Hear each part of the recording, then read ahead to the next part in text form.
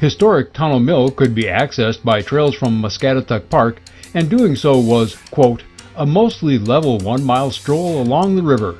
That would be almost embarrassingly easy, right? Nope.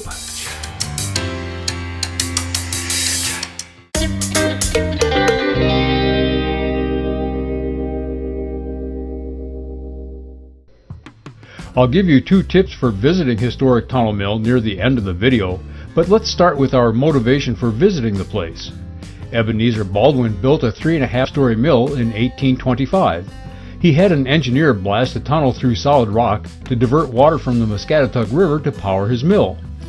A few bits of the mill structure remain, but mostly it's now a scenic and peaceful spot to just hang out. There's surprisingly little information online about the mill, so I'm not offering any historical photos, and the scant info I have provided is the best I could glean from sometimes contradictory sources. Because the hike to Tunnel Mill seemed too easy, I suggested to my wife that we start from Vinegar Mill on the end of Muscatatuck Park farthest from the campgrounds and hike the Yellow Trail to our destination.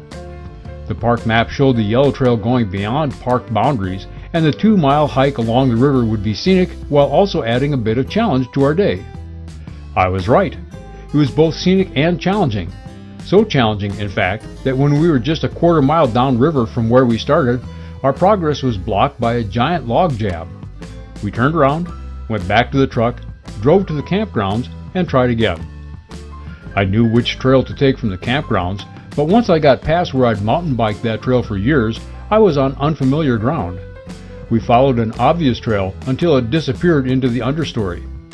We went back and picked up an indistinct trail. We weren't sure we were on the right path until we came to a bridge that looked like others in the park. We crossed the bridge and carried on until we encountered the first of 3 fields full of soybeans. Now what? A quick glance at Google Maps showed where we were and where we wanted to be, and it was clear we needed to get past these bean fields. We skirted 2 of them, but found a path through the 3rd and followed that. Why is there a path through soybeans? That's one of many unsolved mysteries on this day, starting with the mythical 1-mile stroll along the river from the campground to Tunnel Mill. We came to a county road, and another quick squiz of Google Maps confirmed we were going the right way.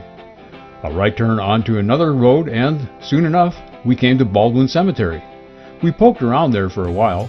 We love cemeteries and the stories they tell.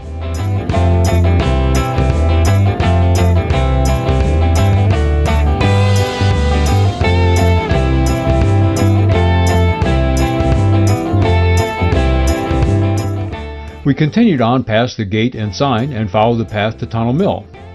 This was our first time here, and we were in no hurry to leave. We explored the remnants of the mill, the tunnel, and the stream bed below the mill pond. We sat on rocks while we had lunch. Eventually it was time to retrace our steps down the road, across the bridge, through the beans, and back up the hill to the park. The first of my 2 tips is to skip all the hiking and just park at Baldwin Cemetery. It's not a big parking area, but there's room for a few vehicles, and it's a short, easy drive from the town of Vernon. The hike from the parking area to Tunnel Mill is just a few tenths of a mile long. That's what we'll do when we go back. My second tip is this: if you're doing an online search, note that this Tunnel Mill is generally referred to as the Historic Tunnel Mill and is located near the town of Vernon in Jennings County, Indiana. There's another tunnel mill near Charlestown in Clark County, Indiana. The 2 are about 40 miles apart by road. There are some historical documents, photos, and such about both, and understanding this distinction should help you identify which tunnel mill is being referenced. Even though we've lived in and explored this area for 35 years, we still find great places to visit for the first time. Historic Tunnel Mill was one such place, and we're eager to go back. I'm Rich Reese, and I'll see you out there.